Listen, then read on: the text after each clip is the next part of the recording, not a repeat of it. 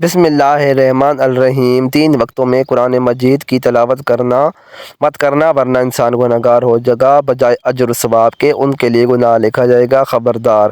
بسم اللہ الرحمن الرحیم۔ قرآن مجید انسان کے لیے اللہ تعالیٰ کی ایک خاص نعمت ہے جس میں معزت و ہدایت، تفصیل و تقصیر، انعامات الہی، تقریب ربانی اور کرامات کا دریا موجود ہے۔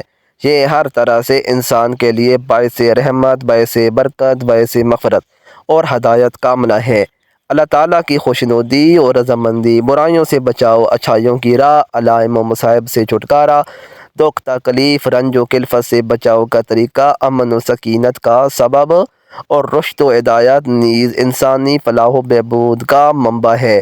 انسان کو صحیح معنوں میں مسجود ملائکہ اور اشرف المخلوقات بنانے کے لیے اللہ تعالیٰ نے خیر و شفا کا یہ منبع سب نبیوں کے سردار اور رسولوں کے امام حضرت محمد مصطفیٰ صلی اللہ علیہ وآلہ وسلم پر نازل کیا، اور اس عظیم کتاب کے تھامنے والوں کو سب امتیوں سے افضل اور پڑھنے والوں کو سب انسانوں سے بہتر قرار دیا۔ یہ کتاب اللہ کے حضرت انسان اور امت مسلمہ سے ہر درجہ پیار کا منہ بولتا ثبوت ہے۔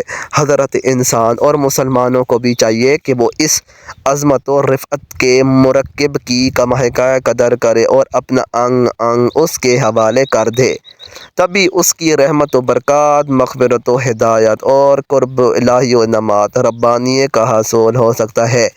قرآن مجید معبود حقیقی اور محبوب مطلوب کا کلام خاص ہے۔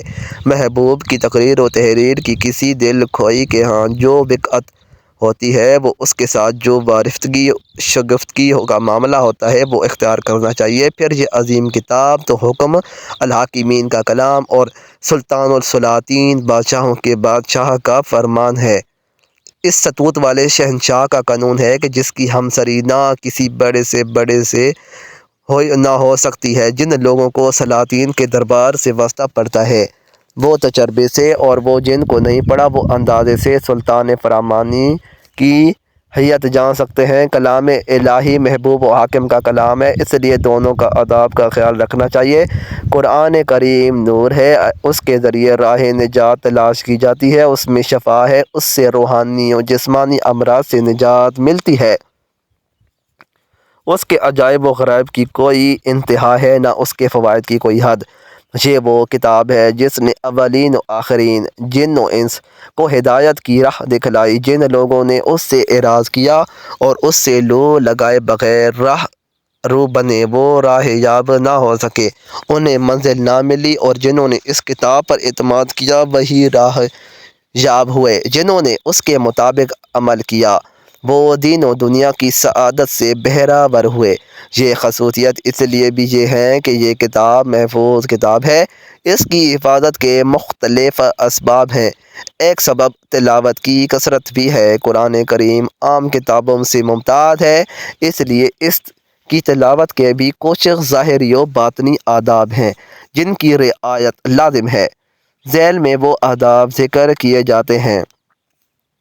تلاوت کے ظاہری ادب۔ پہلا ادب پاکیزگی۔ تلاوت کرتے وقت آدمی باوضو ہو، ادب و احترام کے ساتھ تلاوت کرے، خواہ کھڑے ہو کر یا بیٹھ کر۔ اگر بلا وضو لیٹ کر تلاوت کی جائے گی تب بھی ثواب ملے گا۔ قرآن کریم میں ارشاد ہے، الذین یذکرون اللہ قیاما وقعودا وعلی جنوبہم یتفکرون فی خلق السماوات والارض۔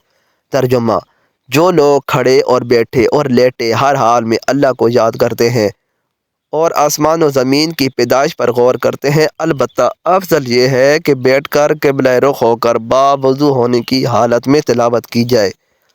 4 زانوں ہو کر بیٹھنے اور تکیہ لگانے سے اجتناب کرے۔ دوسرا ادب پڑھنے کی مقدار قرأت کے سلسلے میں لوگوں کی عادتیں جدا جدا ہیں۔ مقدار کے سلسلے میں آن حضرت صلی اللہ علیہ وآلہ وسلم کے اس ارشاد گرامی سے بھی رہنمائی ملتی ہے، جس شخص نے 3 دن سے کم میں قرآن ختم کیا اس نے سمجھا نہیں۔ وجہ یہ ہے کہ اس سے کم مدت میں ختم کرنے سے تلاوت کا حق ادا نہیں ہوتا۔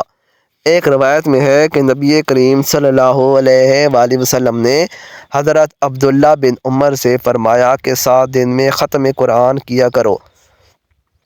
اس سے معلوم ہوا کہ معتدل درجہ یہ ہے کہ ہفتے میں ایک ختم ہو، اس سے زیادہ یہ ہے کہ ہفتے میں 2 ختم کیے جائیں۔ اس طرح تقریباً 3 دن میں ایک ختم ہوگا۔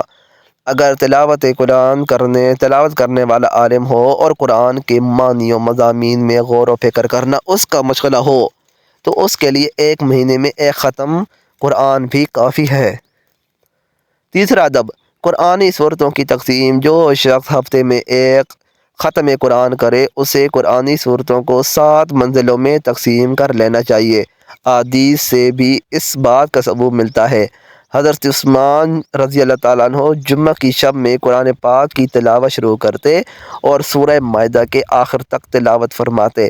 ہفتے کی شب میں سورہ انعام سے سورہ ہود تک، اتوار کی شب میں سورہ یوسف سے سورہ مریم تک، پیر کی شب میں سورہ طٰہٰ سے سورہ قصص تک، منگل کی شب میں سورہ عنکبوت سے سورہ صاد تک، بدھ کی شب میں سورہ زمر سے سورہ رحمان تک اور جمعرات کی شب میں سورہ واقعہ سے آخر تک تلاوت فرماتے۔ چوتھا ادب، ترتیل کے ساتھ قرآن پاک پڑھنا۔ قرآن پاک کو اچھی ترتیل کے ساتھ پڑھنا مستحب ہے۔ قرآن کا مقصد تدبر اور تفکر ہے۔ ٹھہر ٹھہر کر پڑھنے سے تدبر میں مدد ملتی ہے۔ چنانچہ حضرت ام سلمہ نے نبی کریم صلی اللہ علیہ وآلہ وسلم کی تلاوت کے متعلق بیان فرمایا کہ آپ صلی اللہ علیہ وآلہ وسلم ایک ایک حرف کو واضح کر کے پڑھا کرتے تھے۔ حضرت ابن عباس فرماتے ہیں کہ پورا قرآن جلدی جلدی پڑھنے کے مقابلے میں میرے نزدیک یہ زیادہ بہتر ہے کہ میں صرف سورہ بقرہ اور آل عمران کی تلاوت کروں۔ یہاں یہ بات بھی ملحوظ رہے کہ ترتیل صرف تدبر کی وجہ سے مستحب نہیں ہے، بلکہ اس آدمی کے لیے بھی ترتیل مستحب ہے جو قرآن کے معنی نہ سمجھتا ہو۔ اس کے لیے ٹھہر کر پڑھنے سے دل پر بھی زیادہ اثر ہوتا ہے۔ پانچواں ادب، تلاوت کے دوران کیفیت تلاوت کرتے وقت انسان قرآن کریم کی وعید اور تحدید پر، عذاب و احوال قیامت اور سابقہ قوموں کی ہلاکت کی آیات پر غور کرے، اور اس دوران رونا بھی مستحب ہے۔ چنانچہ حدیث شریف میں ہے، قرآن پڑھو اور رو، اگر رو نہ سکو تو رونے والی صورت ہی بنا لو۔ رونا نہ آئے تو انسان اپنے دل پر غم طاری کر لے اور یہ سوچے کہ قرآن نے مجھے کس چیز کا حکم دیا ہے اور کس چیز سے روکا ہے۔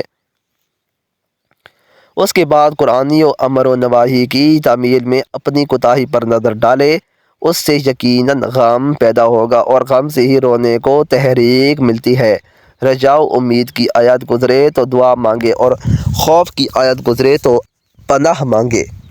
چھٹا ادب، آیات کا حق ادا کرنا۔ تلاوت آیات کے حقوق کی رعایت کرے۔ جب کسی آیت سجدہ سے گزرے یا کسی دوسرے سے سجدہ کی آیت سنے تو سجدہ کرے، بشرطے کہ پاکی کی حالت میں ہو۔ اگر زبانی تلاوت کر رہا ہو اور تلاوت کرتے وقت یا سنتے وقت پاک نہ ہو تو پاک ہونے کے بعد سجدہ ادا کر لے۔ ساتواں ادب، تلاوت کی ابتدا جب تلاوت شروع کرے تو یہ پڑھے، اعوذ باللہ السمیع العلیم من الشیطان الرجیم،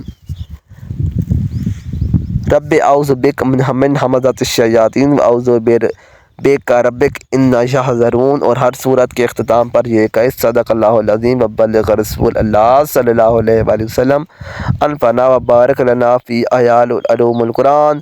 آٹھواں عدد، آواز کے ساتھ تلاوت کرنا۔ اتنی آواز کے ساتھ تلاوت کرنا کہ آداب تلاوت میں شامل ہے کہ خود سن سکے، اس لیے کہ پڑھنے کے معنی یہ ہیں کہ آواز کے ذریعے حروف ادا ہوں، اس کے لیے آواز ضروری ہے، اور آواز کا ادنیٰ درجہ یہ ہے کہ خود سن سکے۔ جہاں تک زیادہ بلند آواز کے ساتھ تلاوت کرنے کا معاملہ ہے تو یہ محبوب بھی ہے اور مکروہ بھی۔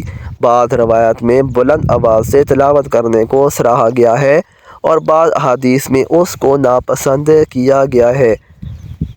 تطبیق کی صورت یہ ہے کہ آہستہ پڑھنے میں ریاکاری و تصنع کا اندیشہ نہیں۔ جس شخص کو ریا کا اندیشہ و خوف ہو اسے آہستہ پڑھنا چاہیے، لیکن اگر اس کا خوف نہ ہو اور دوسری کی نماز میں یا کسی دوسرے عمل میں خلل بھی نہ پڑتا ہو تو بلند آواز میں پڑھنا افضل ہے، کیونکہ اس میں عمل زیادہ ہے اور جہری قرات دل کو بیدار کرتی ہے، اس کے افکار مجتمع کرتی ہے، نیند دور کرتی ہے، پڑھنے میں زیادہ لطف آتا ہے۔ نواں ادب تحسین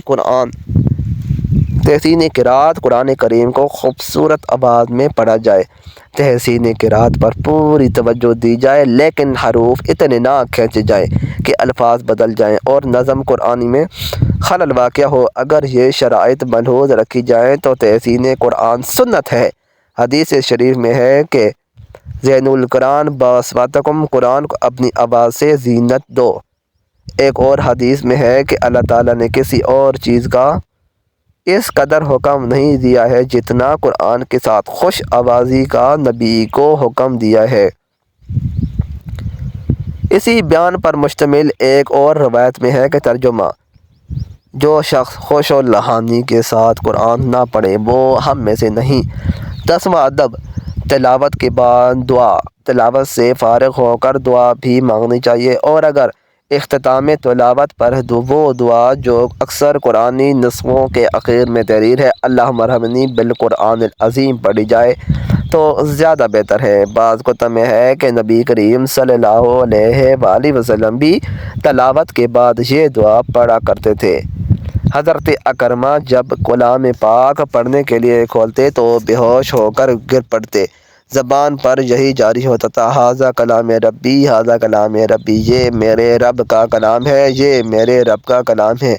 یعنی اس کو ایک عام فرد کی طرح نہیں پڑھنا چاہیے، صرف بندہ بن کر اپنے آقا، مالک، موسم اور منعم کا کلام سمجھ کر پڑھے۔ اچھی طرح مسواک کرے، وضو کر کے ایسی جگہ جہاں یکسوئی حاصل ہو، نہایت وقار اور تواضع کے ساتھ قبلہ رو بیٹھے، نہایت حضور قلب اور خشوع کے ساتھ اس طرح پڑھے کہ گویا حق کو تعالیٰ سبحانہ کو کلام پاک سنا رہا ہے یا اس ذات برحق سے گفتگو کا شرف حاصل کر رہا ہے۔ اگر معنی جانتا ہو تو کیا ہی خوب، نہایت تدبر و فکر کے ساتھ وعدے اور رحمت و مغفرت کی آیات پر مغفرت اور رحمت کا بھکاری بن جائے اور خوب دعا مانگے، عذاب وعید کی آیات پر کانپ اٹھے اور اللہ سے پناہ و بخشش کی دعا مانگے کہ اس کے سوا کوئی بھی چارہ ساز نہیں۔ جن آیات میں اللہ کی تقدیس و تحمید ہے، وہاں سبحان اللہ کہے۔ تلاوت کے درمیان از خود رونا آئے تو بہت خوب، ورنہ بتکلف رونے کی سعی کرے۔ دوران تلاوت کسی اور سے ہم کلام نہ ہو۔ دوران تلاوت اگر کوئی ضرورت پیش آئے تو تلاوت بند کر کے ضرورت پوری کرے اور پھر تعوذ پڑھ کر دوبارہ تلاوت کرے۔ بلند آواز سے پڑھنا اولیٰ ہے، لیکن کوئی نماز پڑھ رہا ہو یا مجمع میں لوگ میں دیگر امور میں مشغول ہوں تو آہستہ پڑھے۔ اس کتاب سے مقدس کی تلاوت کے آداب جو قرآن حدیث سے ثابت ہیں وہ درج ذیل ہیں۔ اس عظیم کتاب کو برحق شک و شبہ سے بالاتر اور انسان کی فلاح و خیر، رشد و ہدایت اور شفا کا باعث جاننا، منزل من اللہ منزل بر رسول اللہ سمجھنا اور باعث ثواب اور اجر قرار دینا، اس میں درج احکامات پر عمل کرنا اور تمام کے تمام پر ایمان لانا ضروری ہے، اور اس کے ذریعے دنیا و آخرت کی بہتری کے لیے کوشش کرنا، دنیا و آخرت کی کامیابی کا باعث قرار دے کر اس کی آیات کو لازم حیات بنا لینا۔ اس کتاب مقدس کو انتہائی پاک جگہ پر رکھا جائے۔ اللہ تعالیٰ نے اس کی صفت بیان کرتے ہوئے کے الفاظ بیان کیے ہیں کہ یعنی بلند و پاک، سو اس کتاب مقدس کو کسی اونچی جگہ اور پاکیزہ مقام پر رکھا جائے، اس کو ناپاک ہاتھ نہیں لگنے چاہیے، جب بھی چھوا جائے باوضو ہو کر۔ ہرگز قرآن کریم کو بے وضو نہ چھوا جائے، اور یہ وہ حکم نبوی ہے جو حضرت عمر بن حزم کے ساتھ یمن کے رؤساء کو بھیجا گیا تھا۔ ناظرین، 3 وقتوں میں قرآن مجید کی تلاوت مت کرنا خبردار: نمبر 1 حالت جنابت میں، نمبر 2 عورتیں حیض کی حالت میں، نمبر 3 نفاس کی حالت میں۔ ان 3 وقتوں میں قرآن پاک کی تلاوت جائز نہیں ہے۔ حالت جنابت میں قرآن کریم چھوئے بغیر زبانی تلاوت بھی جائز نہیں، البتہ قرآن کی وہ آیات جو دعا کے معنی پر مشتمل ہوں، مثلاً آیت الکرسی یا قرآنی دعائیں وغیرہ، انہیں دعا یا ورد کی نیت سے پڑھنے کی اس طرح درود شریف پڑھنے کی گنجائش ہے، تاہم اس کے لیے بھی مستحب ہے کہ ان اذکار سے پہلے وضو کر لیا جائے۔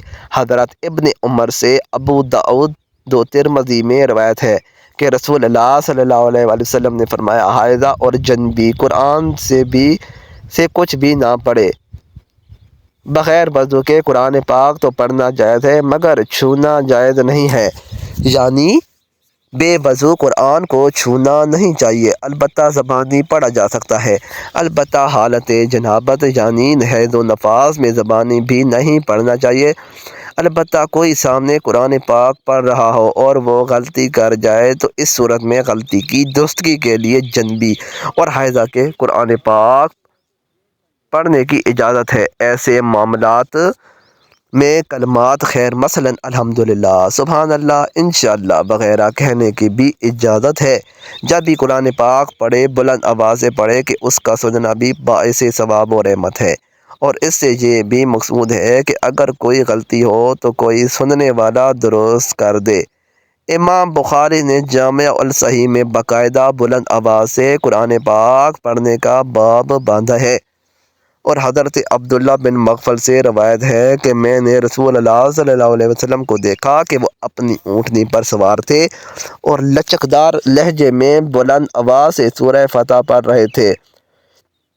قرآن پاک خوشحالی اور خوش لہجہ سے پڑھنا چاہیے۔ رسول اللہ صلی اللہ علیہ وآلہ وسلم کی حدیث مبارکہ ہے کہ تم لوگ اپنی آوازوں سے قرآن پاک کو حسین بناؤ کہ اچھی آواز قرآن کے حسن میں اضافہ کر دیتی ہے۔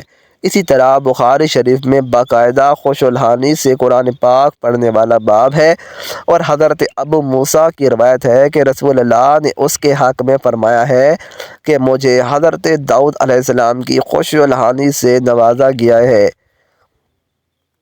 قرآن مقدس اللہ تعالیٰ کی عظیم کتاب ہے، یہ برکت والی ہے، اس کی آیتیں مومنوں کے لیے شفا ہیں، اس کے ایک ایک حرف میں 10 نیکیاں اللہ تبارک و تعالیٰ نے مقرر فرمائی ہیں۔